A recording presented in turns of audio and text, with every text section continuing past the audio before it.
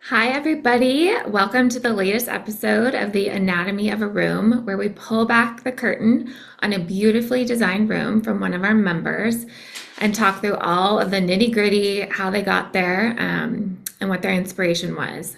I'm your host, Ann Corgan, a Seattle based interior designer and co founder of Annuare, the platform that helps interior designers and vendors work more efficiently together.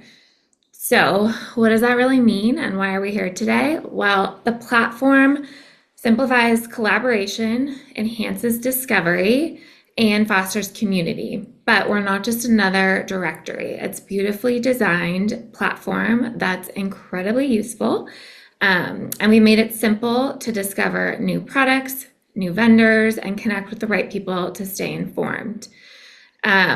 So ways that we've done that, when you log on, it is strictly to the trade, so you are navigating through different designers, but also getting access to clear pricing, region-specific contacts, as well as a personal library feature where you can save little tidbits about things that you've seen or want to spec or what you might want to recall. So it also allows for things like this. So connection and community between designers, but also with different vendors. So we have our memo, which features different upcoming events, and also little tidbits and things that you might want to keep in your back pocket to work more efficiently. So all that to say, we are very excited for today's guest, Chloe Warner, who is the founder and principal of Redmond Aldrich Design.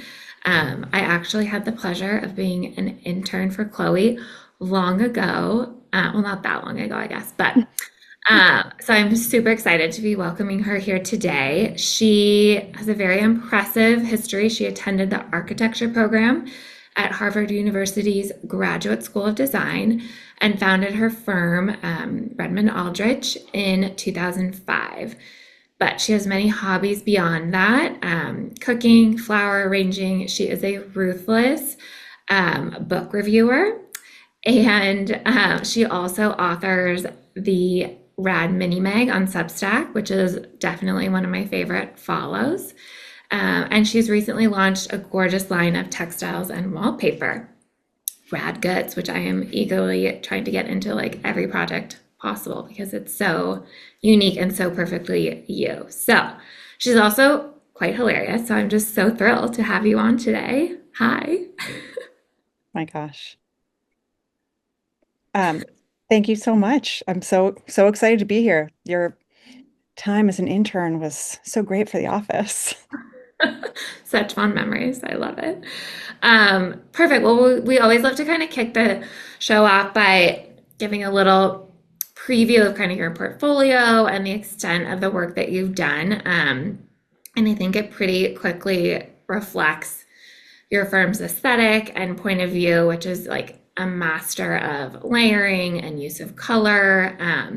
But I always love to hear a little bit about like your process and kind of your point of view on how you get to these really incredibly unique and I think kind of in your own words, a little bit weird spaces. So Um, yeah, I mean, we definitely are very responsive to clients. And I think when I say weird, I'm like, it's not so much in the photos, but a little bit more in the process of how we get there. And we try to pull out like specific references from people, and they might be nostalgic, they might be movie based or book based or song based or restaurant based. And then we try to conjure an atmosphere that feels like them. And then you have that component, and then you have the architecture, which has got to,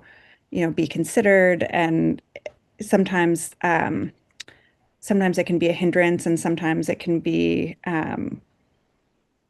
a gift, but you always have to keep it in mind. And then, yeah, we just try to do something like appropriate given where the client wants to go and what architecture we have to work with. I love Um, it. yeah. Well, I want to dive into this kind of inspiration piece of it. I mean, that's where we always start, and that's obviously where most projects begin. But you wrote about this so perfectly. I think it was actually your very first Substack post, which also so happened to be about this room that we'll be talking about. So forgive me because I'm actually going to read it directly because I feel like it's just so perfectly described. So you said inspiration is where every project, a house, a painting, a mini mag begins. It's elusive and it's fascinating. To me, it's a spark of noticing attached to a sense that becomes an engine. And if you pay attention, catalog, and follow through, you can turn it into something excellent. So I think that so often with inspiration, especially for like interior projects, people are so programmed to think like, okay, I have to show the client an image of the type of floor and the paint colors I'm thinking of, and like about as abstract as it might get is maybe like paint swatches or just like this is sort of what I'm referencing.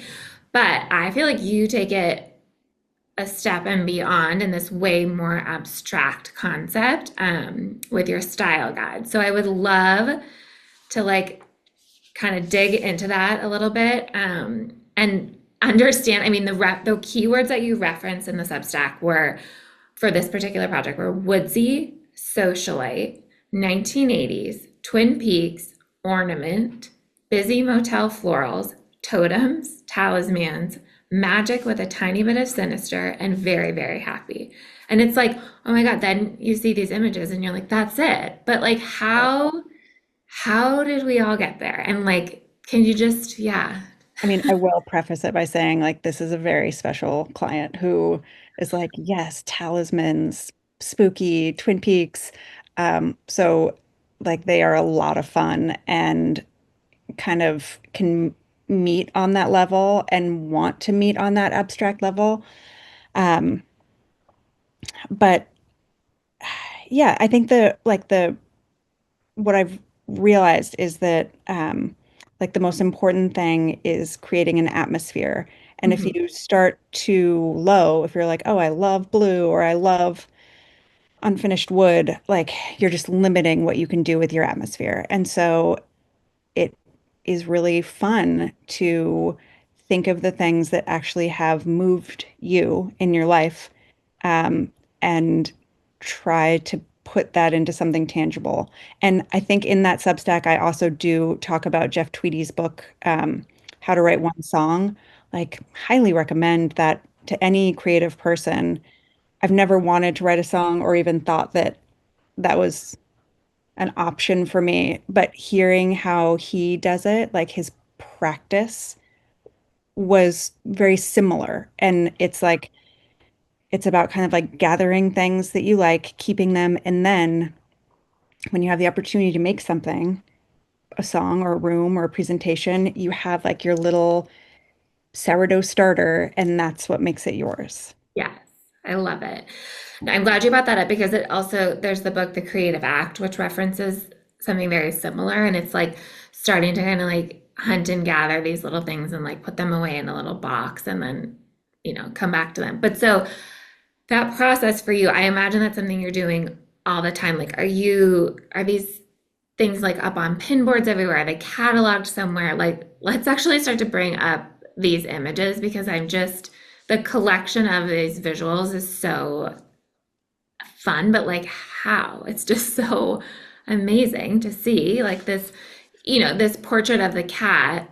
You weren't proposing that you all of a sudden have this portrait of a cat in the room, but you're like, that's the vibe we're going for. So like where can you talk a little bit about where some of these came from? Yeah, so this is the page that was conjuring spooky, glamorous, um, yeah, spooky and glamorous. I had been sitting on that glamour portrait of a kitty for years. And like, I think people will agree if there's any designers watching, like, it doesn't feel right for most people. But then all of a sudden it's like, yes, this feels right for this, for, spooky Twin Peaks, glamorous, socialite, um, 1980s, like everything about it was like, yes. And then we took these foggy photos. We took the like lens flare photos from the site, that like Mm, dreamy disco ball. the glowiness, like it all together starts to pull together a mood. And I am not pretending that I like invented a mood board, but I think like the words that we give our mood board are perhaps more specific and unique than a typical interior design mood board. So this one was Sure. Twin Peaks on Prozac, and we were like, we wanted it to be spooky, 80s, and happy. And And you nailed it. yeah, it was super fun. So we like on the slide before, um, when we kind of started, we coalesced around those words. I rewatched Twin Peaks. I had never seen that poster before, but I was like, that's great. And like reminds me of like Chris McCaw photos that I love. I've never seen that 80s striped sofa on somebody else's pinboard. I don't even know where it came from, but like I try to find stuff that I haven't seen a ton of.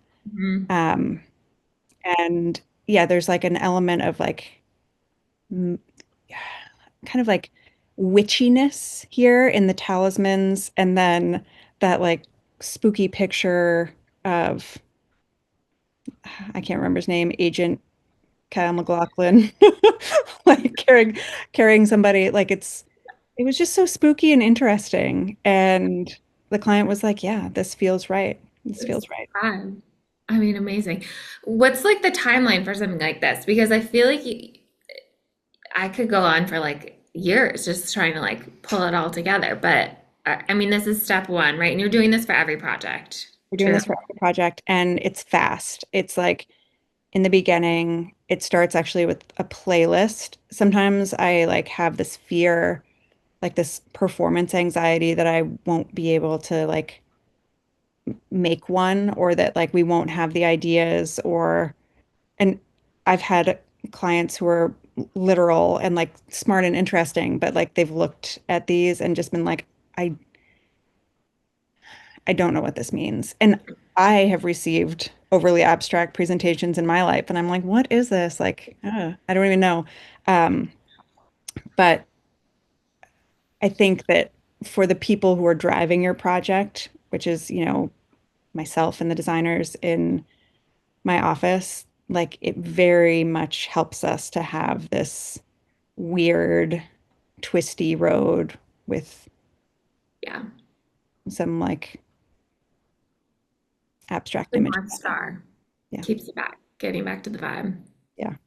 Is there anything you feel like you do in your like onboarding or kind of intake process to like vet, like, are these people gonna get it? Like, this is such a, I mean, I feel like some people would, now I'm like, I want to have you do a project because like, I want to know what my playlist and like vibe and mood is. I mean, it's so unique, but are some people just like, what? I need to see like I don't know, I'm too Yeah. literal. The fabric. Yeah. And sometimes like I'll meet people where they are. And that's, I think, don't you Yeah. agree, kind of part of the fun of this job? Like if you were just doing the same project for the same people every time, you would like the people are what keeps it interesting and spicy. Um, so I do like that. And if I sense that somebody, I hardly ever hear back on them, which to me means like people are like, whatever, that's fine. You do what you need to do. But so great. Okay. Well, so let's try and see, like, I think now that we have that vibe, let's go to the room that is from this project, Twin Peaks on Prozac, just to really see how I mean, it just so perfectly relates. I love it. Um, but I want to take it back a step again, like talking through the floor plan and the layout and kind of how you got to this, because I think obviously so much of what we do is the beauty and the aesthetic and the visual, but also like how this room is functioning. So, um, I like get a little bit obsessed talking about floor plans and like what, how and why and like what you thought about. So if we can pop up kind of the two different options that you guys presented, which I mean, obviously, this is the living room. I mean, I'm assuming the basic function is to like sit, hang, chat, host, what, the typical living room would be. But I'm curious because I think it seems like where you ended up is really option A, the one on the left. Yep. Which when you look at it overhead, like at first I was like, oh my gosh, that's so brave. Like it's not on center. How did she know? But then when you see it in the space or on screen, as the case may be, it just makes so much sense. So Yeah. I'd love to like hear from you how you kind of got to these two different options, why you selected the one you did or they did, and yeah. So I love symmetry. Everyone in my office loves symmetry. And but like I think we probably drew option B first, Mhm. just because it makes sense. And we never like for people to see the back of a sofa. So we're like, okay, we'll put the sofa facing the outdoors. It'll be very like axial, orderly. We'll put a console back there, populate it with some matching, like it would have looked great from the entryway. But you can kind of see that it's a really tight squeeze over to the stairs. And it starts to feel like when you're coming down from the stairs that you are in the way or you're like making a really tight U-turn and the functionality feels, it just didn't feel great. And so we did another version where it was more generous and we gave kind of the runway off of the stairs its own zone. And even though it wasn't on center with the doors out to the porch, it's still, we changed the line of symmetry to be Mhm. horizontal. And so it still has like an orderly, lovely feeling. And we decided that the overhead pendant fixture was high up enough that we didn't feel pulled to its gravity. And it ended up feeling totally great and beautiful. And we got our symmetry, but we also got our generous walkway and like our livability. Yeah, I love it. I think it's so important to keep in mind that like sometimes too, just on in plan, it might like make sense in that way, but then to really think about like how you're moving through the space and like even probably the access to the outdoors feels more manageable in that option. So Yeah. I Yep. love it. Um, okay. Did anything I'm trying to remember now from flipping back to the actual room, but did anything change from that floor plan that you selected to the final installation? Like how much tweaking do you feel like kind of occurs at the end, if any? Um, I think that the coffee table was a stand-in, and we ended up designing kind of a constellation of marble coffee tables that we love and are about to put into production. And there were some things that were just like, I think we always comb through it again and are like, do we have enough side tables? Do we have enough table lamps?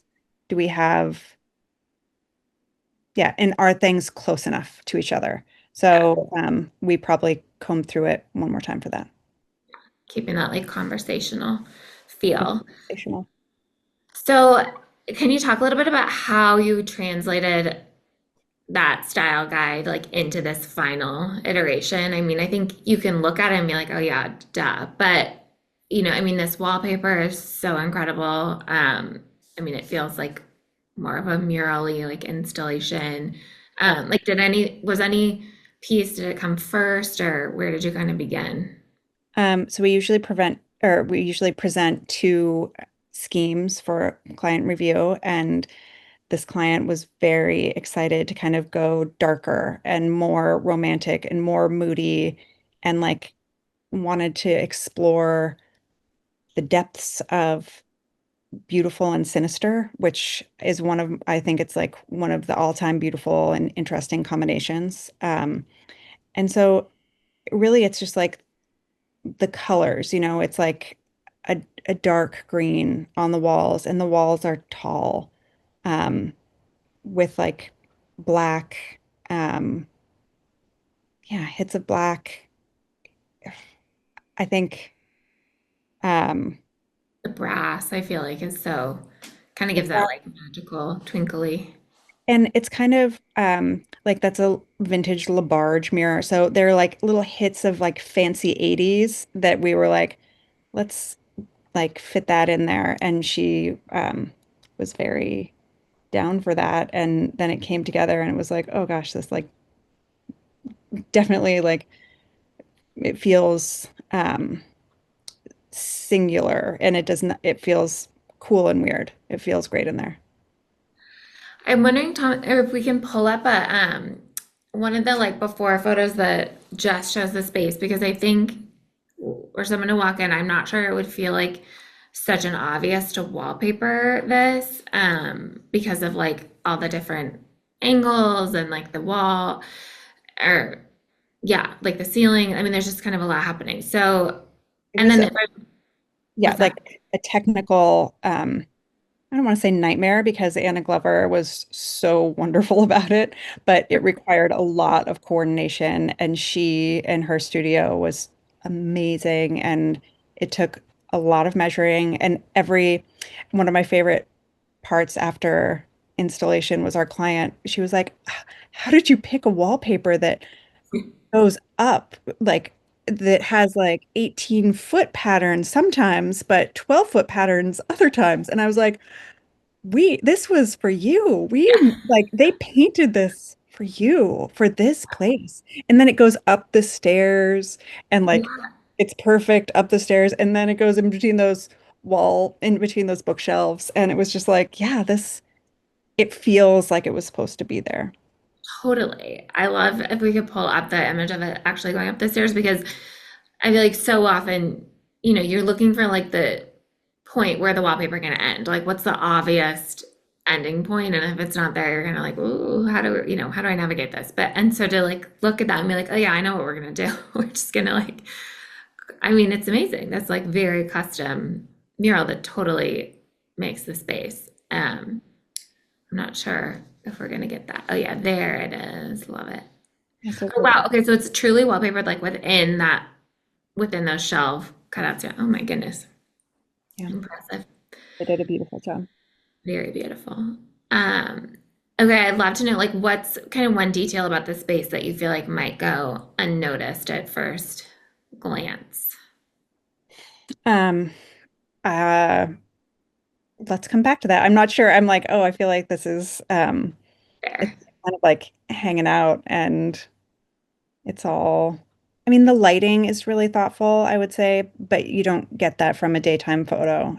Hmm. I think the team was just very careful, and is always careful and mindful about having um, multiple sources of lighting at different levels. And it's like really nice to be there in the evening because you have the overhead and the sconces and the table lamps, and it's all there for you. Yeah. The scale of those table lamps is so incredible. I feel like Well, really seal the deal there. And those, I think, okay, well, there's actually quite a few vintage pieces in this room. I think those two lamps, the mirror, the sideboard, the chairs, even the sofa, I think, and the chandelier, maybe, um, which is so like perfect for this space. And I think, like you were saying, kind of alludes to that like magical from the past vibe. But sometimes that process with clients can be challenging because it's like you find the thing, you want to purchase it, but have they seen it? Have they had the whole concept? Like, how do you navigate that process? um, as we're sourcing, um, we present kind of holistically. So we do sometimes lose vintage pieces in that window between finalizing the design and getting it approved. Um, but for the most part, we are usually able to find something that is very similar. Sometimes it's better. We won't we won't move forward with it unless it's better. So we just sometimes it's meant to Cross your be. fingers. Yeah. Yeah, I love it. I mean, the styling there is so Oh, I mean, perfect, like with the falling petals, like the pseudo dying flower situation. It just gives like the spooky vibe. yeah, Do you ever get to like go back and visit these rooms after after it's been lived in and see how they evolve or yeah. don't? I'm like, I would say, yeah, I'm lucky enough to have been here. for a social call, and it looked great. I love that. So good. And I feel like, I mean, one thing that I might say could go unnoticed is the chrome base of that sofa, because it's so reflective. I feel like in this angle, you're obviously really feeling it, but it's like there, I don't know, it's like you can't totally tell what's happening. It's so good. And Yeah. can we talk about, did you say that the coffee table is going into production? We designed it and it's remnants. It's like zippy little remnants. And then we faceted the corners and did kind of a walnut plus shape on the bottom. And we often need larger coffee tables than you really want to buy. Like not we don't need like acres of coffee tables, but sometimes we do. And you want to be able to have them be dynamic and not just a big, flat, like Right. mass looking thing. So this is kind of perfect. Very like sculptural. It's sculptural. And like the different heights is nice and they can tuck into each other and then spread out. Like they're just practical. Love it. What's one of your favorite things to source for? Like lighting, wallpaper, the fabrics, like what part of it really gets you excited? I love fabrics and textiles and wallpaper. I mean, I love it. I love it all. I think there's like a lot of alchemy that comes together when things meet.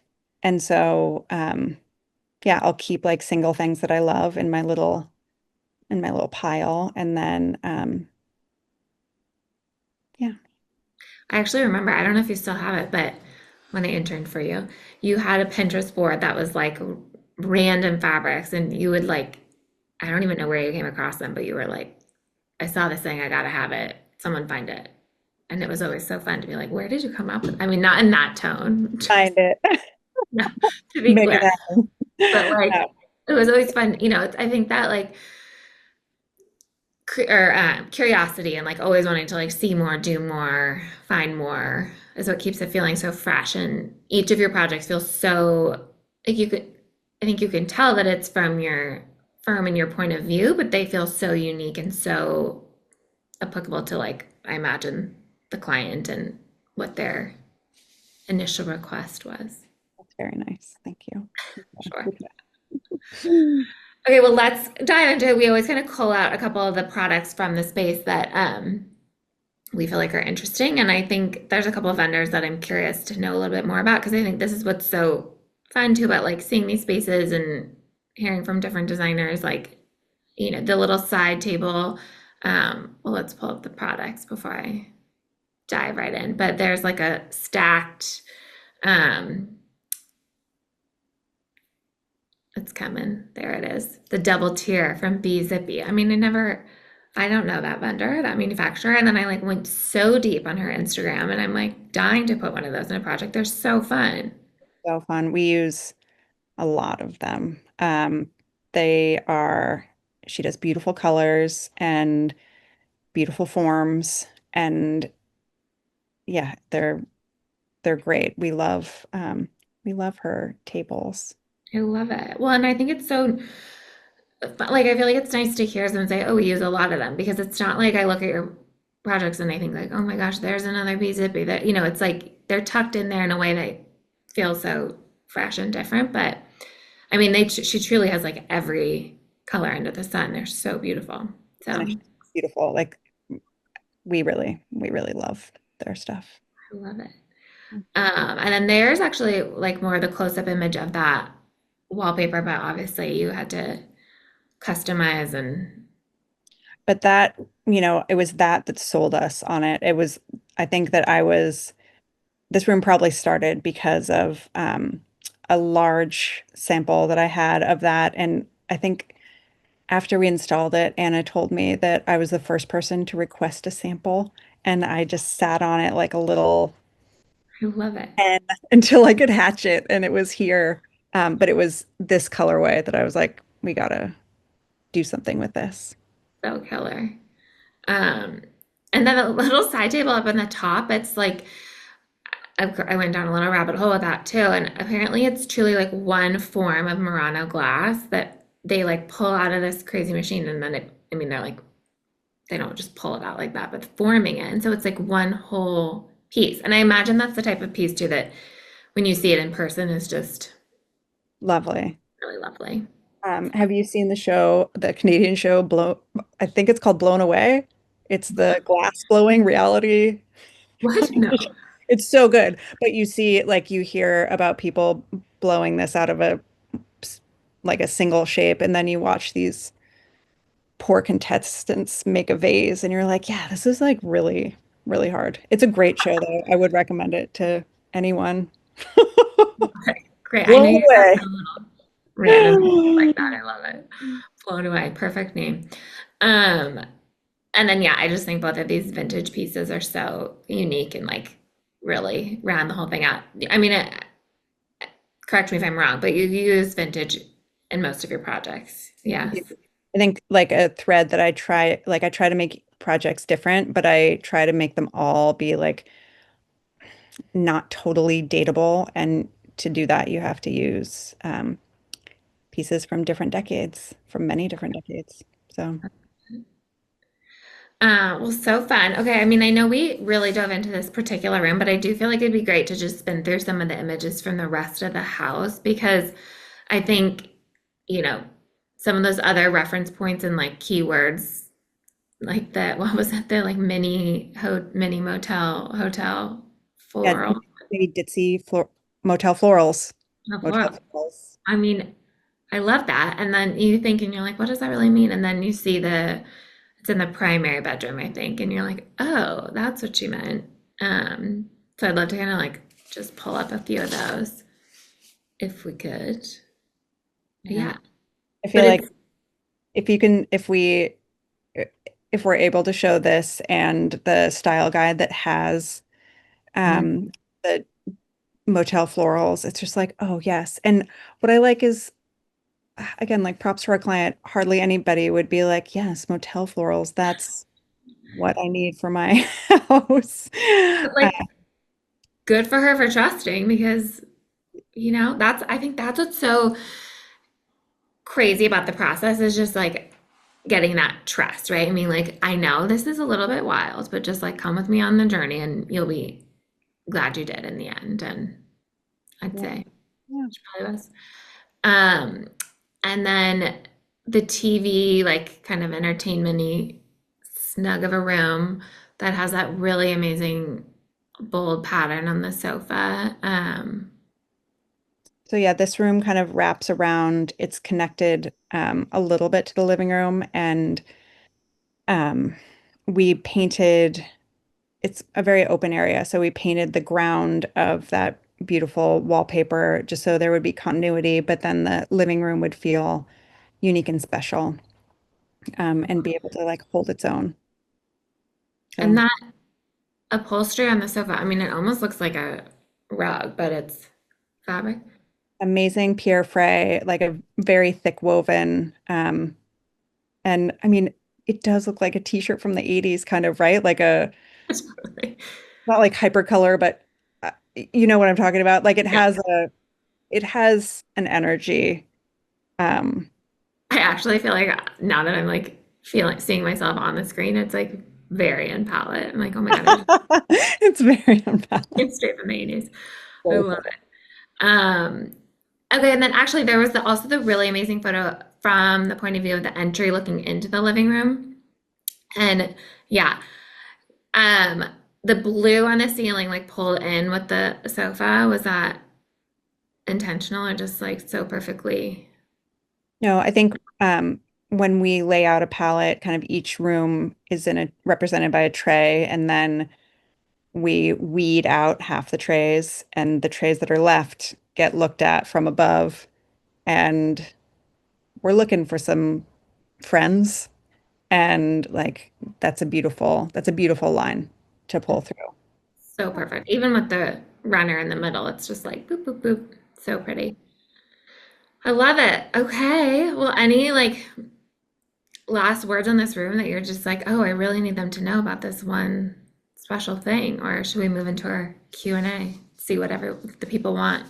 I mean, we should see, I guess, oh, one thing that was interesting is it wasn't obvious to us how to handle that triangle. So Oh, yeah. we did a few versions, and like speaking of 80s, we did a drawing with the curtains kind of going all the way up and then like swagging down. And I Mm, think that's like an interesting thing to think about in terms of like trust, because we were able to like say that we didn't know, which I think is always a nice thing to be able to admit, and yeah. then show in like pretty clear rendered form what it would look like, and then kind of decide together. And so we weren't just like, fingers crossed, hope this is the right way to do it. Like we Yeah. actually like studied it and decided together. And that was, and then got to a great place where it was like an airy version of the ground color. Like when it's all stacked, it just looks like more green because we tried Yeah. different colors of that too. But that was like, that was a very tricky part of handling this room, but we got there. Yeah. Well, and so is that similar to how what you were referencing that you didn't do? Is that what you did do in the like in the girls' room with the dormer, or is that different? Like maybe we can pull up Yeah, those are like an extreme. so cozy, and they were smaller Yeah. and like Yeah. perfectly nooky and like loved it because she can undo those and then it just becomes like a perfect little reading nook and is very sweet. Um, but yeah, dealing with all the peaked windows, peaked roofs in this house was it it like stretched us. And Yeah. I love that. Oh yeah, I mean that just there's like seven. they really are. Yeah. But you did reference something actually that I forgot to bring up was you did render a couple different like curtain options. And I think that the rendering process, kind of tying back to like how do you get a client, and I know that this particular client is like gets it, but I feel like being able to like show this more abstract style guide and like give all these kind of clues and words, but then this isn't even ultimately the plan that you ended up with, but I still feel like it conveys the feeling, and I'm sure this more like literal approach helps facilitate that For trust a sure. little bit. And we learn a lot from this. Like you can see that Pierre Frey fabric for a minute was in this zone. It was on a day bed. And then we were like, oh, do we do the curtains in a kind of like a gray fabric to go with the leaves? And we do different versions. And like it becomes clear when you have a winner. But I do think that sometimes you just don't know until you do the drawings. And that's why Right. it's like so important to do it. Yeah. And oftentimes too, like with the sofa and that like rich, oh wait, shoot, I think I cut you off. Oh, no, I was just saying like my eyes just like curdled when I saw this. Like, but we didn't know. We didn't know it was going to be bad. But now we all do. Collectively. Um, but when you're, what was I just thinking about? Oh yeah, the sofa, being in that like rich blue and then the stripe on the daybed and all that. Like, are you finding when you have your tray out and like you have these fabrics, are you like, oh, this is so obviously the like daybed fabric, or this is like, or does the form, like, what am I even trying to say here? Does like the actual item come first or the fabric, or is it just kind of evolve how it evolves? I mean, the fabric comes first, and then we kind of, it matters how much a client likes a certain fabric. Like if a Mhm. client doesn't like a fabric, but we feel it's essential, we're like, we'll put it on a pillow and you won't notice, but we will notice. And I swear, just like it will work because of this pillow. But if a client loves it, then we'll be like, okay, it's time for curtains or it's time to upholster the room. Like it really, like that's that's give and take and like Yeah, collaboration. balance. So good. All right, let's dive into the Q&A from the people.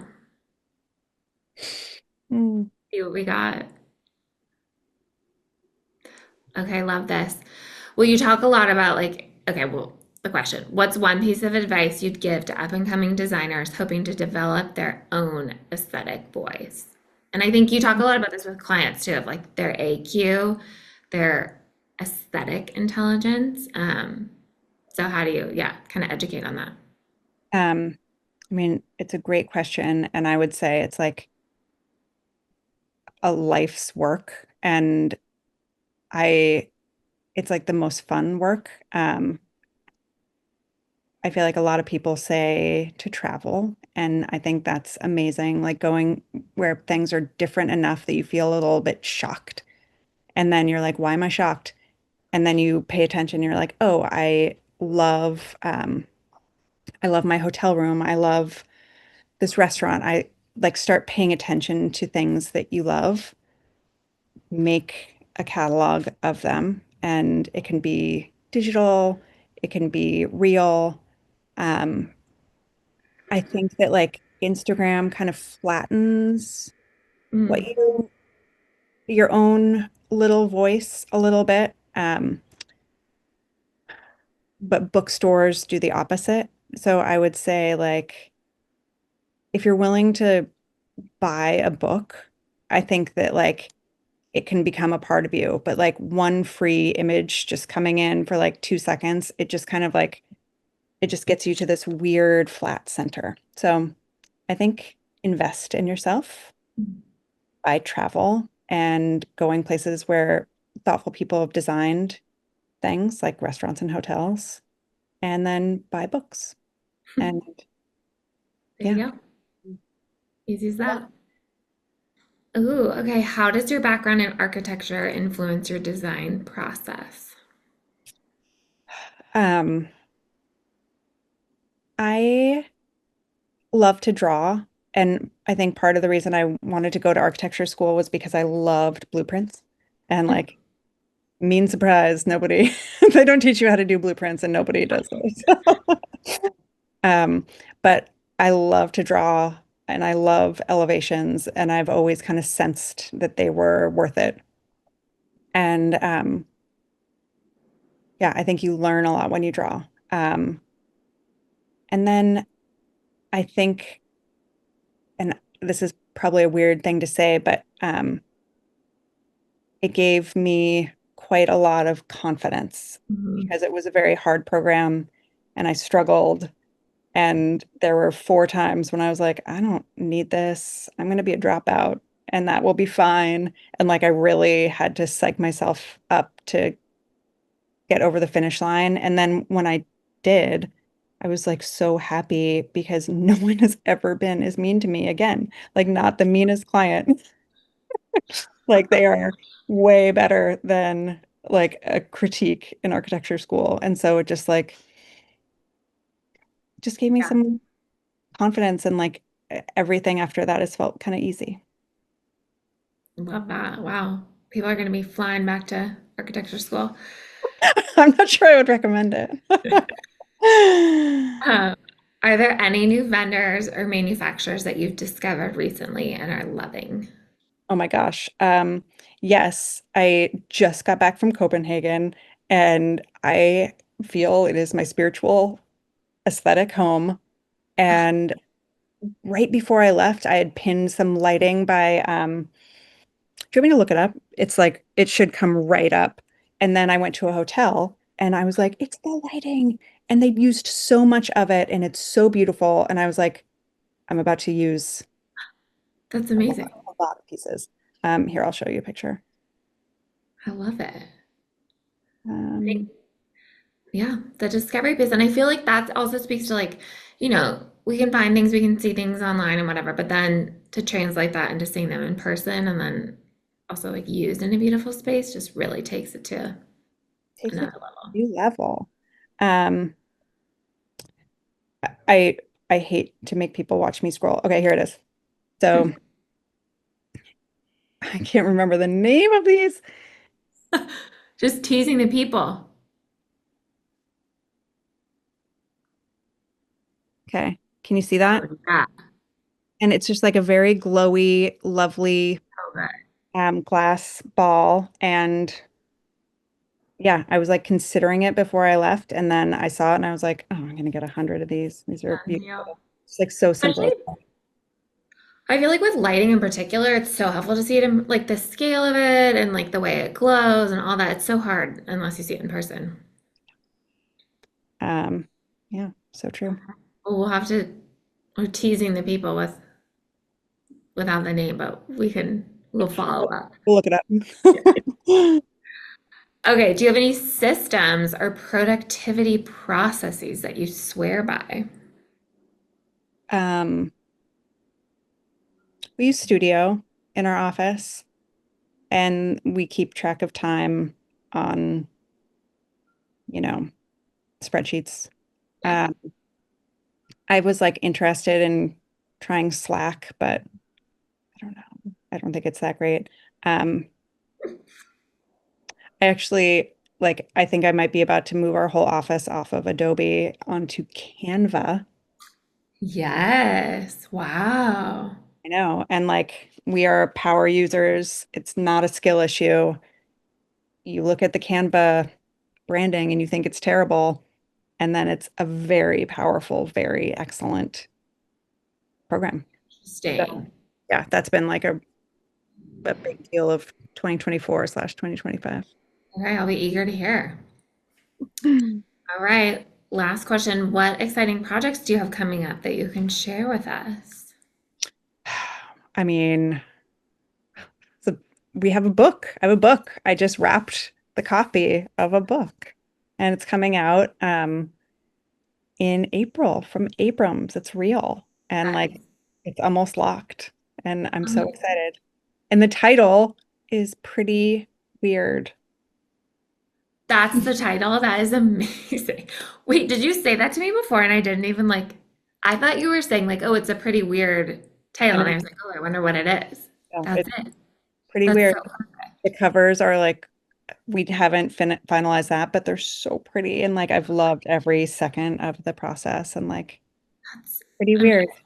April 2026.